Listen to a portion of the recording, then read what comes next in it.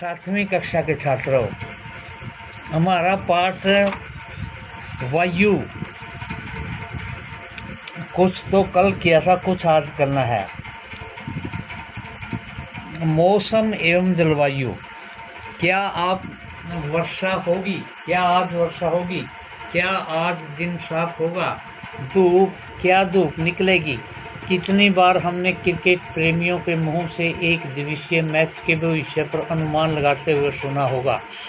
यदि हम कल्पना करें कि हमारा शरीर एक रेडियो है और मस्तिष्क उसके स्पीकर हैं, तो मौसम वह है जो इसके नियंत्रण बटनों से छेड़छाड़ करता रहता है। मौसम वायुमंडल की प्रत्येक घंटे तथा दिन प्रतिदिन की स्थिति को कहते हैं। आर्द्र एवं गर्म मौसम किसी को भी चिड़चिड़ा बना सकता है। अच्छा हवादार मौसम में हमें आनंद देता है और हम घूमने की योजना भी बना सकते हैं। मौसम नाटकीय रूप से दिन प्रतिदिन बदलता रहता है, किंतु दीर्घकाल में किसी स्थान का औसत मौसम उस स्थान की जलवायु बताता है। क्या आप समझ गए होंगे कि मौसम का दैनिक पूर्वानुमान क्यों करते हैं। अब हमारा अगला पॉइंट है तापमान। आप प्रतिदिन जिस तापमान का अनुभव करते हैं वह वायुमंडल का तापमान होता है। वायु में मौजूद ताप एवं शीतलता के परिमाण को तापमान कहते हैं। वायुमंडल का तापमान केवल दिन और रात में ही नहीं बदलता, बल्कि ऋतुओं के अनुसार भी बदलता है। शीत ऋतु की अपेक्षा ग्रीष्म ऋतु ज़्यादा गर्म होती है। आतपन एक महत्वपूर्ण कारक है जो तापमान के वितरण को प्रभावित करता है। सूर्य से आने वाली वह ऊर्जा जिसे पृथ्वी रोक लेती है आतापन कहलाती है। आतापन यानी सूर्य ताप की मात्रा भूमध्य रेखा के ध्रुवों की ओर घटती है, इसलिए तापमान उसी प्रकार घटता है। अब आप समझ गए होंगे कि ध्रुव बर्फ से क्यों ढके हुए हैं। यदि पृथ्वी का तापमान अत्यधिक बढ़ जाता है तो वह इतनी गर्म हो जाएगी कि यहाँ कुछ फसलें नहीं उग सकेंगी। गांव के अपेक्षा नगरों का तापमान बहुत अधिक होता है। दिन के समय में एस्फाल्ट से बनी सड़कें और धातु और कंक्रीट से बने भवन गर्म हो जाते हैं। रात के समय यह ऊष्मा मुक्त हो जाती है। नगर के भीड़ वाले ऊंचे भवन गर्म वायु को रोक लेते हैं, जिससे नगरों का तापमान बढ़ जाता है। वायु दाब। यह जानकर आपको अचंभा होगा कि वायु हमारे शरीर पर उच्च दाब के साथ बल लगाती है, किंतु हम इसका अनुभव नहीं करते हैं। यह इसलिए होता है क्योंकि वायु का दाब हमारे ऊपर सभी दिशाओं से लगता है और हमारा शरीर विपरीत बल लगाता है। पृथ्वी की सतह पर वायु के भार द्वारा लगाया गया दाब वायु दाब कहलाता है।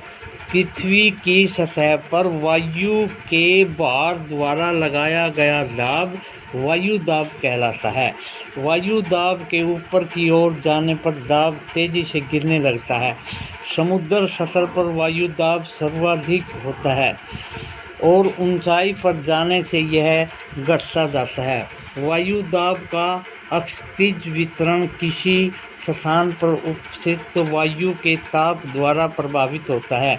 अधिक तापमान वाले क्षेत्रों में वायु गर्म होकर ऊपर उठती है। यह निम्न दाब क्षेत्र बनाती है। निम्न दाब बादल युक्त आकाश एवं मौसम के साथ जुड़ा होता है। कम तापमान वाले क्षेत्रों की वायु ठंडी होती है। इसके फलस्वरूप यह भारी होती है। भारी वायु निम्न होकर के उच्च दाब क्षेत्र बनाती है। उच्च दाब के कारण स्पष्ट एवं स्वच्छ आकाश होता है। वायु सदैव उच्च दाब क्षेत्र से निम्न दाब क्षेत्र की ओर गमन करती है। पवन उच्च दाब अक्षेत्र में निम्न दाब अक्षेत्र की ओर वायु की गति को पवन कहते हैं। उच्च दाब अक्षेत्र से निम्न दाब अक्षेत्र की ओर वायु की गति को पवन कहते हैं। आप पवन को कम करते देख सकते हैं जब यह सड़क पर गिरी पत्तियों को उड़ाती है अथवा तूफान के समय पेड़ों को उखाड़ देती है। कभी कभी जब पवन धीमी बहती है तो आप इसे महीन धूल या धूल कणों को उड़ाते हुए देख सकते हैं। कभी कभी पवन इतनी तेज होती है कि इसके विपरीत दिशा में चलना कठिन हो जाता है। अपने अवश्य अनुभव किया होगा कि तेज पवन में छाता लेकर चलना आसान नहीं है। 3 अन्य उदाहरण सोचिए। जब तेज पवन के कारण आपके लिए समस्या उत्पन्न हुई तो पवन को मुख्यतः 3 प्रकार में विभाजित किया जाता है। अब आप समझ गए हम कितने प्रकार की पवन होती है ये पढ़ेंगे। पहली पवन नंबर 1 पर है स्थायी पवनें। व्यापारिक पश्चिमी में पूर्वी पवनें स्थायी पवनें होती हैं। व्यापारिक पश्चिमी एवं पूर्वी पवनें स्थायी पवनें हैं। ये अधिकतर लगातार निश्चित दिशा में चलती रहती हैं। नंबर 2 मौसमी पवनें। ये पवनें विभिन्न ऋतुओं में अपनी दिशा बदलती रहती हैं। उदाहरण के लिए भारत में मानसूनी पवनें मौसमी पवनें कहलाती हैं। स्थानीय पवनें। ये पवनें किसी छोटे क्षेत्र में वर्ष या दिन के किसी भी विशेष समय में चलती हैं। उदाहरण के लिए स्थल एवं समुद्री समीर। क्या आपको भारत के उत्तरी क्षेत्र की गर्म एवं शुष्क स्थानीय पवनें याद हैं? इन्हें लू कहते हैं।